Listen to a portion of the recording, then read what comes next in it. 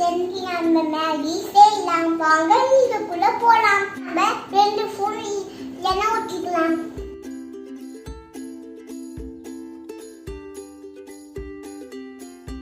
எண்ணெய் காண்டதும் பெரிய வெங்காயம் சேர்த்துக்கோங்க. கொஞ்சம் வதக்கிக்கோங்க.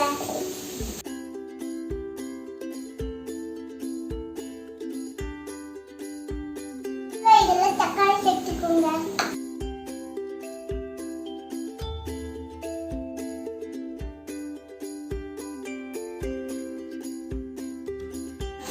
தக்காளி சாஃப்டா இருக்க வரைக்கும் வேக வச்சுக்கோங்க. இப்போ இதுல கொத்தமல்லி தூள், மஞ்சள் தூள், கரம் மசாலா எல்லாத்தையும் சேர்த்துக்கலாம்.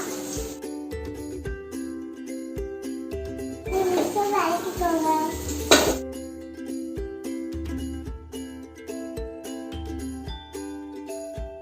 இதுல மேகி மசாலா போடலாம்.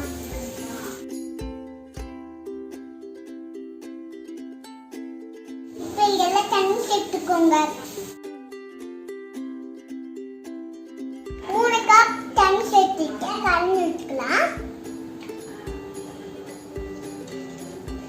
தண்ணி கொதிக்கட்டும். மேகி சேர்த்துக்கலாம்.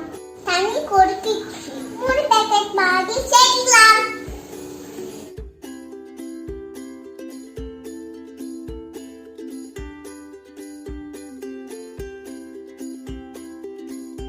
மூடி வச்சிடலாம். இப்போ இதை ஓபன் பண்ணி பார்க்கலாம்.